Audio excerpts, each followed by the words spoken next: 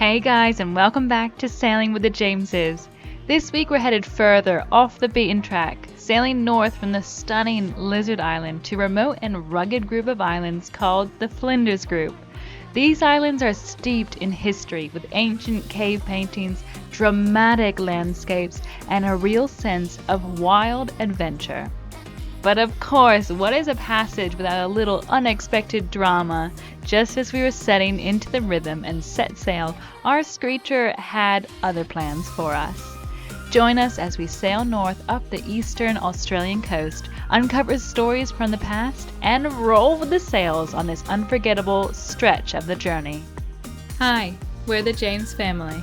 Are you sick of your day-to-day life? Ever thought about doing something different? Well, we did just that. We bought an unfinished aluminium catamaran and we're fixing her up as we sail around the world. Come along for the journey and click subscribe. Daddy? Mommy? Charlie? Jameses. Alright guys, for this episode, we have to rewind a bit to back when we first arrived at Lizard Island. As soon as we got in, we went to the bow of the boat to put away the Screecher, that's the grey sail at the front, and we put the sail into a locker. And luckily we did, because while we were putting the sail away, we noticed something wasn't quite right with the shackle on the bowsprit. So we were just putting the Screecher away and we noticed that one of the shackles on the bowsprit was loose, so we quickly tightened it up. Loose, the pin had come out completely and the tension was holding it up. So when we take our Screecher down, essentially what happens is the Screecher is what holds the prodder up. And so when we loosen it off, it goes onto a line there, and our bobstays, these stays here, they go nice and slack. But we couldn't let it go slack this time because the pen would have dropped in the water, because they were flipped the other way. So we've quickly raced down, flipped the pins, and now we've moused them. Yeah, so hopefully that will never happen again, but it was a really close call. But the benefit of it is it's motivated me. The bowsprit is a little bit flat, and it's been dipping in the water just slightly on the bigger waves when we get wind against tide. So I'm gonna loosen these a little bit and just bring it up a bit to give it that little bit better angle and keep it out of the water. But yeah, it was a really close call. Unfortunately, we didn't film it. We put our Screecher away a lot, just generally when it's a windy anchorage, the aspects forward of the bridle. Also, because it furls from the bottom, if it's been up in sustained winds for a long time, it does tend to unfurl a little bit at the top. We've got wonderful big lockers, so we just pop it in a locker up front. But yeah, we wanted to share that close call with you guys. It was pretty exciting. They're now moused. Ready to go. But yeah, I'll loosen up these a little bit. We'll put the prodder up a little higher and we'll be ready to go exploring. And little did we know, this simple moment would set off a ripple effect in just a couple days, leading to some unexpected twists in our sail north. Good morning. So we've left Lizard this morning roughly around 5:30. We currently have the head sail up, put it out in the dark. And right now it's daylight, still morning. We're going to be putting up a bit more horsepower. We're going to be putting up the Screecher. And Diane and Pete have watched us a few times putting up and down, so they're going to give us a hand this time. And we're putting up a bit more horsepower. We are currently headed to the Flinders Group. I'll show you our setup. We've got Dad on the winch. He's going to be winching the sail up. We've got Mum with the sail. She's going to be helping bring the sail out of the locker. Sam's just clipped the top of the sail over there, and he's going to be making sure that the sail goes up and we don't hit the head sail. And we've got our supervisor over there on the dolphin bow, on the dolphin seat. Hello! Alright. Yeah, ready.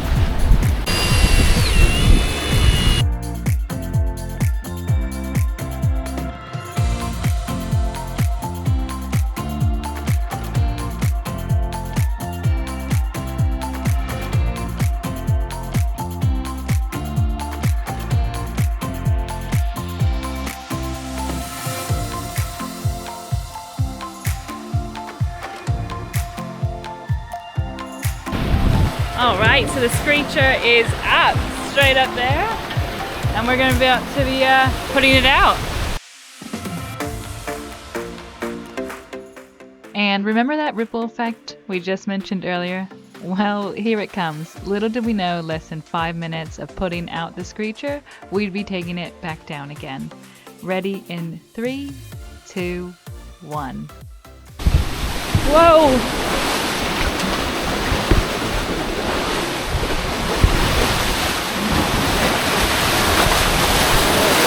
There. When we grab the boat, we'll get the dynamo. Damn it, it's going to be way slower. So all we do now is we'll put the head sail back out. Okay. I'll get the boat hook, we'll get this on, and then we'll try and wheel that up like it is. Okay. Alright, so the dynamo has come loose. We're just trying to get the dynamo.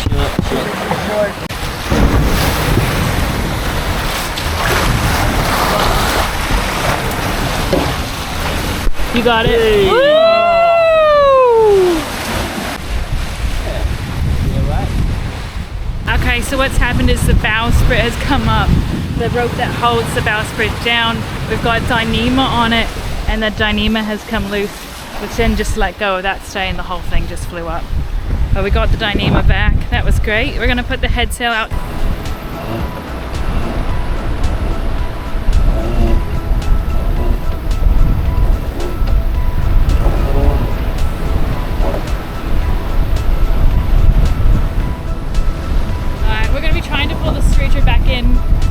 It does is on an endless furrow, and we're going to try not to break anything. I'm going to do this as gently as possible.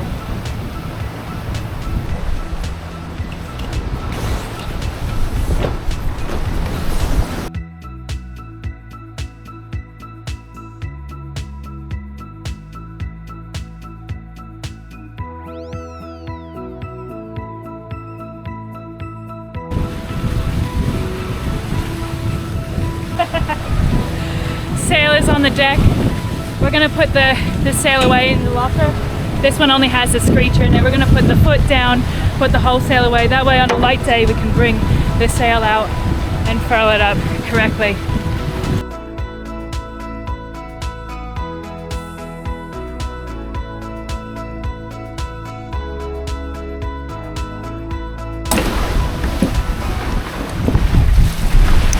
Now she's on.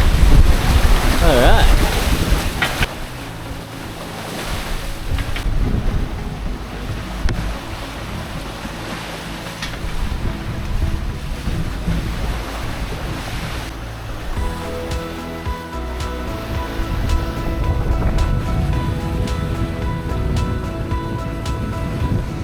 All right, at the end of any little whipsy, we always like to get up forward here and have a bit of a debrief on what happened, what went wrong, and what we can do differently, because when you're sailing, you never learn from the good days. It's always days when things don't work out 100% to plan that you really learn.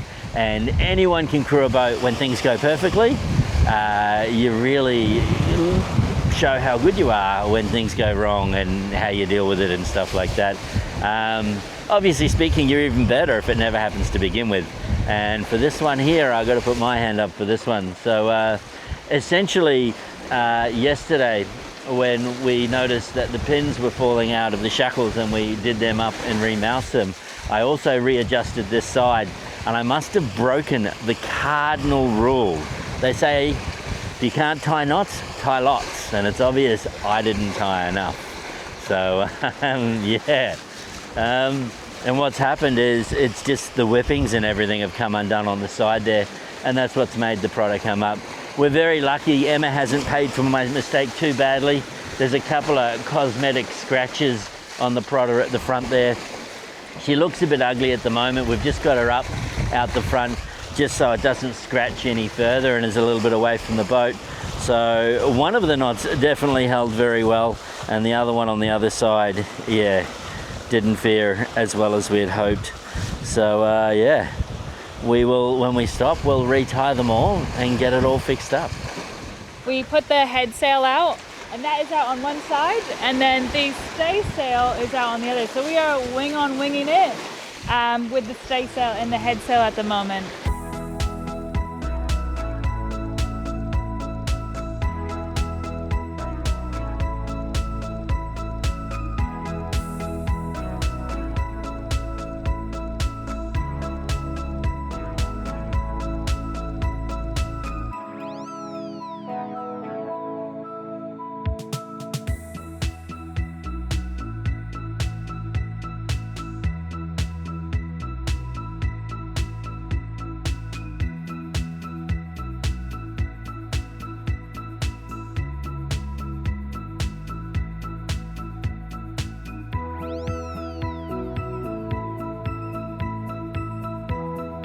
So we are just arriving at Flinders now. We're just going in between the two islands. One of these islands, this is Stanley on this side, and the one over on this side, this is Flinders. And it's just breathtaking, and there's a like path between them, sort of like a river. It's just a nice big gap between them, so we're going right through the two islands, and it's just breathtakingly gorgeous, very rustic, lots of boulders that are all over the cliff. Huge cliffs like this, very green. Oh, it's just breathtaking. We're going to go to the end of here. There's a bit of a mangrove path here. This is all one island. This is just stunning. And yeah, we're gonna go straight through, and we're going to take a look at that anchorage down there. We're just coming up to the anchorage now. We're having, windy! We're having a bit of a look around. There's a sand spit here that looks like it comes out a little bit, so we're going to give that a wide berth. But this up here, this is going to be our anchorage. This is stunningly gorgeous.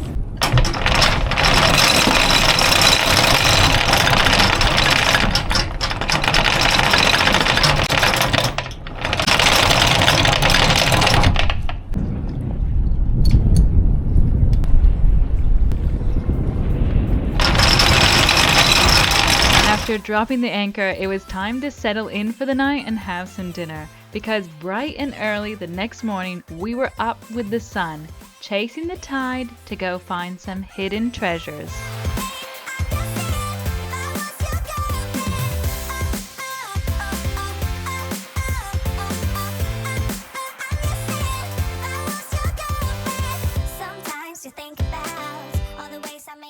So we are on a hike this morning up through Stanley Island. We're doing a hike to some Aboriginal cave paintings that are up here.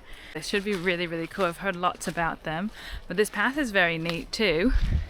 There's boards now on this pathway, and they are washout boards. So when it rains, the sand and the dirt that's on this path doesn't get washed out. This is very neat. We're very remote at this point. And yeah. It's a very cool hike and very Kimberley-esque vibes with all the high mountains and the rocks and the colours. So one thing that we do is when we go off in our tender in the remote areas, we've got our EPIB in our backpack, and we've also got sets of flares in our backpack. And that's just there just in case, because we are off the beaten track. There's no phone signal or anything like that. That if the worst case does happen, we're semi-prepared. If the outboard conks out, and we're floating out to sea and things aren't going to plan, we've got backups.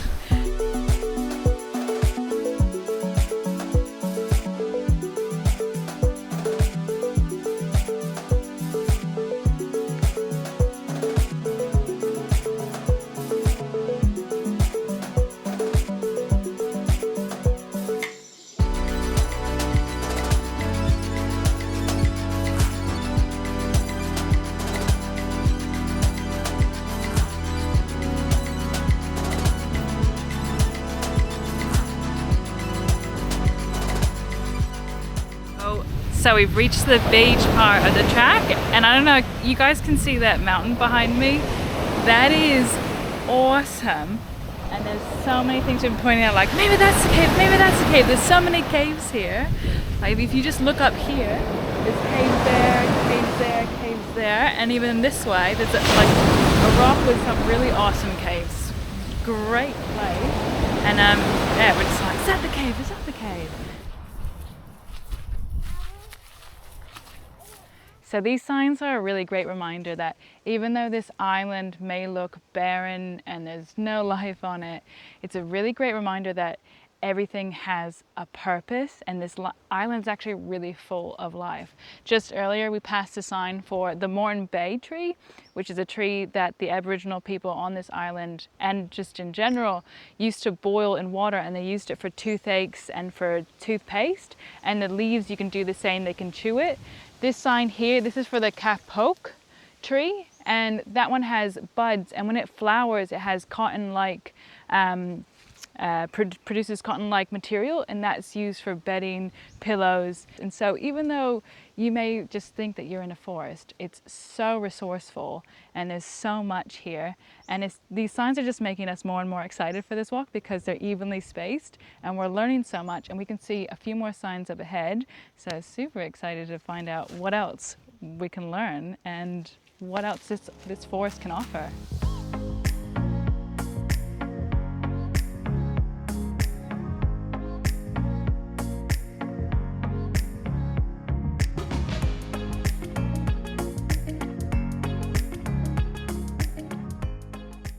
We've just reached the beginning of the caves.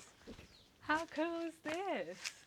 Haven't seen anything yet, just the stairs and the huge mountain that's up there. But this is very cool so far. It is truly amazing the effort that's gone into all of these pathways. We're fairly remote right now. We're a fair way away from anything. And yet all of this stuff looks like it's all been shipped in, and there's a considerable amount of man hours gone into preserving this site, which is credit to you guys. This is awesome. Look at this, look at the overhang. Absolutely spectacular. Not only does it make it more accessible for most people, but it also preserves the natural site, stopping people from walking along the tracks. Yeah. Absolutely beautiful. And we're lucky it's slightly overcast today, so we've chosen a really good day to do this walk. It's not too hot. Oh, this is all concrete parts. So they've laid the concrete, put safety rails in. Wow. Absolutely spectacular. It amazes me, in the middle of nowhere, you've got such a fantastic walk. And one of the best things about it, it's free.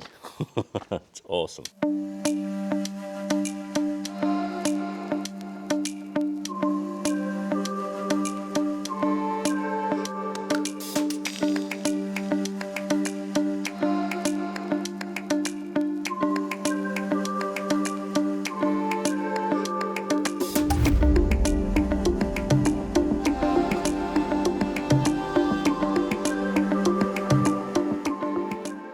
So we've just stumbled upon our first cave paintings, which is a ship.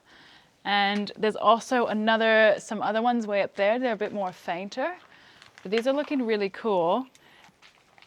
And then down below here, that is a structure that they believe is to be like a sleeping structure. I thought that they were, yeah, it looks like they were like this at one point, like a bed. But it says that it's supposedly a sleeping structure, maybe like a bed or a house or something. Yeah. Absolutely awesome. And the signs make it so interesting, because I would have walked past and thought, there's some sticks. But as soon as you know what they were trying to achieve, it just makes it so much more interesting and fantastic.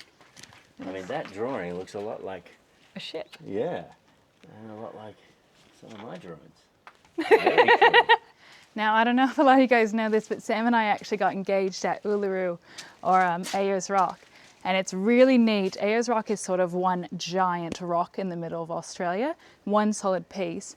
Right next to that is the Olgas. And the Olgas this is reminding me of the Olgas, because the Olgas is like tiny rocks like this that make up giant structures. And it's so neat because the Ayers Rock is just one giant one, and then not too far away is another like huge giant structures, but all made out of tiny stones, and they're just so different.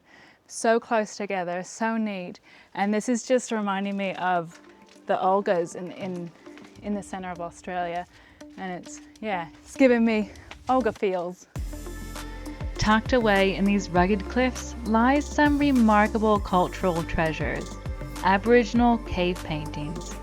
These rock shelters are part of the traditional lands of the Eutharara people, and the artwork here tells stories that span generations. Many of these paintings are strikingly maritime, depicting detailed sailing ships, canoes, maritime life, and ceremonial figures. It is believed some of the ships represent early European contact, which gives this site a rare historical depth. The paintings are done in ochres, reds, whites, and yellows, and they have withstood centuries of weather, preserving stories of culture, connection, and country. Access here is only by boat, and walking through the site, you can't help but feel the deep spiritual significance. It's a powerful reminder that this land and sea have been home and storybook to Indigenous Australians for tens of thousands of years. Alright guys, welcome to one of the caves. So they've got all Aboriginal paintings all along here and up on the roof. The last painting was added in 1940s after the war by a guy named Johnny Flinders, hence the name Flinders Island, the next island over. And then you've got some other things over here. There's some ships, there's some crocodiles. Some of these animals we know what they are. Some of them we're sort of guessing.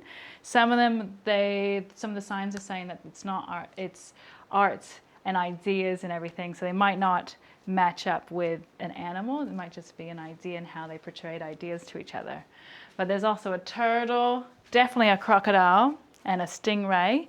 And there's some boats. There's quite a few boats along this wall, but this is all very, very neat. It looks like we've reached the top here, so it's a fantastic view out the other side there. Yeah, it's a really nice spot. We don't know if being the top cave means it's the chief's cave or what the deal is, but it's definitely a really nice big one. You can really imagine there's a nice flat area over here if it was like a sleeping cave or something, or a house, or whether it's just a library drawing room. Yeah, that's it. It's awesome. It's a little bit bittersweet. We're back on the path, heading back to the tender. The beach is only a high tide beach, so we've sort of couldn't dilly-dally too long, and we're heading on back. But those caves are a must. If you're in this area. Absolutely awesome. It's really, really cool that we're so remote. What's going through my mind is, how did people find this? How did they get here? How did they get to this island? It's so remote.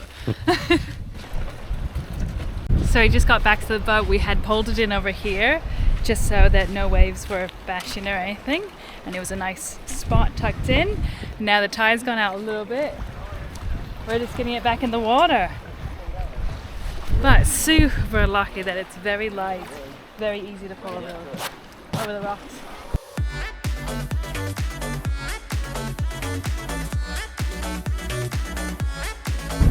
Woohoo! We're away. So that's the beach we just left, that small one there, and it's got a little pole at the front and a stick up there to let other cruisers know where to pull your tender up to. That little beach there. Literally has a flag on it. I didn't see that. Yeah. That is awesome. Now we're leaving. It's like, oh, the flag!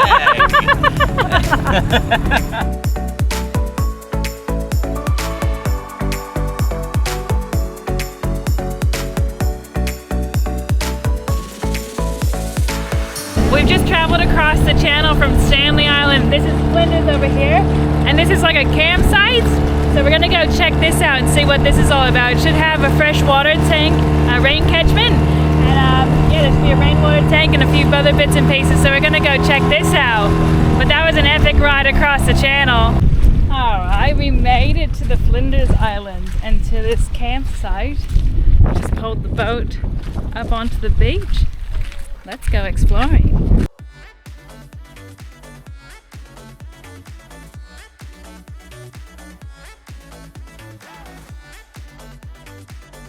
After soaking in the campsite, it was time to explore further.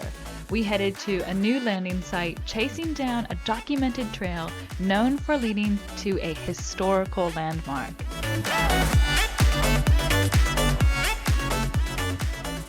We are currently on a hike, or on a search for a hike, through Flinders Island. There's supposed to be a rock here that was made by the Dart boat, one of the first boats here to explore back in 1899, and they've carved into one of the stones here. And then there's also a well here that's was used by the first people, the Aboriginal people that used to live on this island. So it's supposed to be a walk, but it's a bit overgrown, and so we are looking for the walk at the moment. But while looking for the walk, it is stunningly gorgeous. We're sort of just making our own walk at this point. And this is really, really gorgeous. Lots of gum trees. And Emma's just sitting out in the bay there. You see her out there, and then you can see the reef. The sun is shining nice and high in the sky, and you can see the reef right in front of her that runs all along here. And then it said in the maps and Navionics maps that there's a residential croc that's often seen on this sandy beach here. So just keeping an eye out for maybe we might see this crocodile. We think we found the path. Charlie's our lookout. Yeah, she's the tallest, so she's seeing what's going on. The grass is fairly high, so yeah, we'll wade through it and see if we're at the right spot. Well, we think it's dead ahead. Right, Charlie? Yes. Dead ahead, lead the way! I don't wanna stay here, no. Ain't gonna keep it low now. If you wanna go, let's go. Let's wrap it up and hit the road. I just got an awesome vibe. Striking the winner post now. Liberty's on my mind. We've taken. Hey, check this out. Look how high the grass is. What did you find? I found a sound. You will never regret the things that we'll do. 'Cause I wanna drive through the summer night. And when Well, that concludes the adventure walk. We thought maybe we might have found a well. Yeah. Unconfirmed. It looks wellish, and there's an old remnants of a tank there, which usually comes with a well, so. We did find heaps of stuff on the beach, a really cool tree, a really nice lookout. This has been really beautiful. And yeah, we've been watching the reef go out now, and Emma's sitting beautifully in the bay right there. singing from the top of our lungs, dancing by the lakeside, gonna do it while we're young. In a moment it will all be gone. You gotta understand that we get one chance. So we are here at Flinders Island, and it's low tide at the moment, so all the reef has come out, which is gorgeous. And this whole surrounding island is just spectacular, especially over there. That mountain's so cool. But we are also doing some boat jobs right now. So we're up at the bow with the bowsprit. The other day the bowsprit came out when we put the Screecher up, so we're just now at the front putting it back together. Yes, they say if you can't tie knots, tie lots. I thought I could tie knots, but this time I'm tying lots. So, if that makes sense. Essentially what we've got to do is just, we've got the Dyneema and everything, is just retie it up over the other side there and set it up so we can use it. It looks a bit ugly hanging out the way it is now, but the reason we had it out the front is because we found that with the wires on our lifelines there, they were scratching on the bowsprit, and we didn't want to weaken or fatigue any of it to make a weak spot for her. So although it's ugly sitting out like this, it was fine travelling. We've travelled all the way up to Flinders, and we've got a fairly big leg. We've got around about 250 miles to run on the next one, so it'll be an overnighter, and I'd like the option of using the Screecher and putting a bit more horsepower up there. So we'll tie this up now, and yeah, we'll be heading off tomorrow. So right now the bowsprit, this prodder rope is just attached to where the cleat is for the bridle, and so it's just going across there. So we're gonna pop underneath the bridge deck and reattach it to the bottom here, right down there. I always love going underneath Emma. I don't know why. This looks so cool from underneath.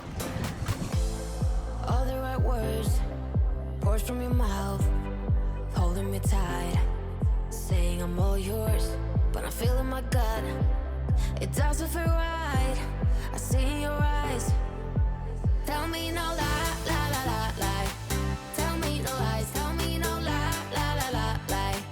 Tell me no lies. Tell me no lie, lie, lie, lie, lie. Tell me no So hard. It just stops the port. I feel that if I touch it, I'm going to do too much. You know what I mean? Yeah. It is just. One of the things with tightening the ropes for the bowsprit is getting the bowsprit in the middle, because they're on ropes attached to the hull. It's up to us, like human hands, to tighten the amount that's attached to the hull, just enough so that the bowsprit is perfectly centered. So we're just tightening, having a look, and lining up the bowsprit with the head sail and the baby sail. I don't know if you guys can see that. Line it straight up so that the bowsprit isn't off to one side or the other. So we're just having a bit of a look. It's amazing. If it's slightly off, it doesn't actually really affect it too much. But for me, aesthetically, it drives me crazy. Once I notice it, I can't unsee it, and then that's it. So at the moment, it's a hair to port. So I'm going to try and get it to the center, but last time I did this, it ended up being a lot to starboard. So we'll see how we go.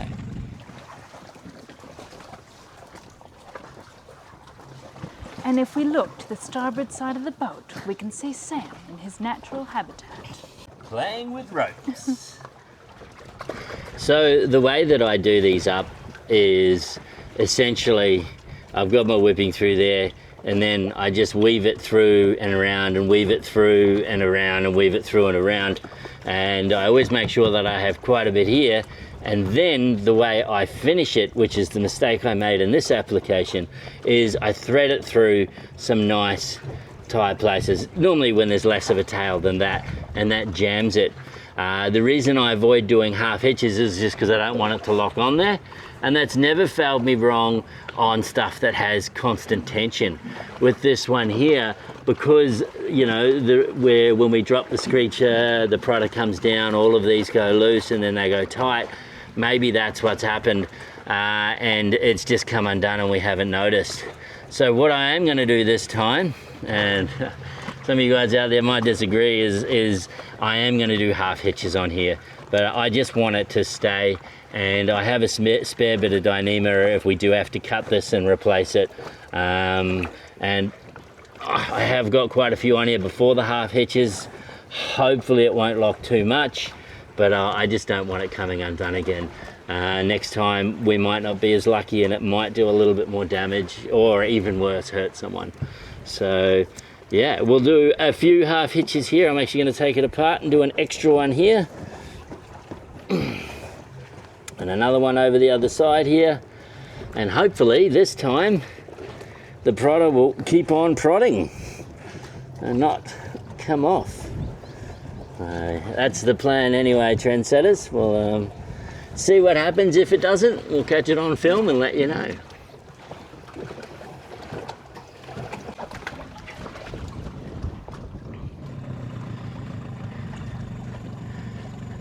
Looks like we're lucky this time. We've got the center for now, so we'll stretch them out. Hopefully it'll stay in the center.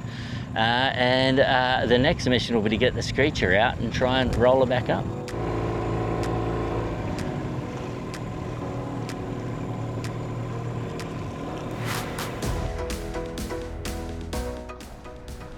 Alright, so we've just left the Flinders Group this morning. So this morning we've got some light winds. We've got the head sail out.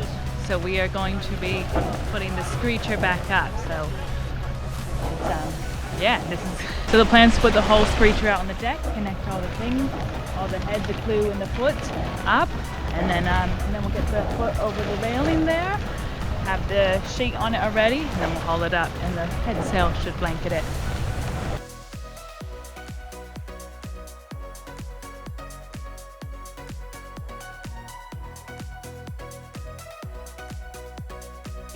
Our two deckhands are just sleeping on the job. Take it off from there. Cool. It's time. All right.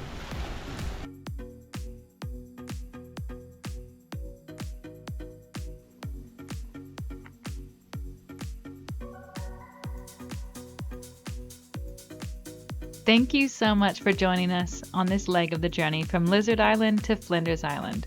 We hope you enjoyed the sail, and we hope this video was exciting and helpful to others. Do you have any questions? Drop them in the comments below. We do our absolute best to read and reply to everyone. A massive shout out to our Patreons. Thank you all so much. We couldn't do this without you. If you are interested in joining the J Crew and getting behind the action, pop on over to our Patreon. The link is in the comments below. Thank you for watching, and we will see you all same time next week. Bye everyone.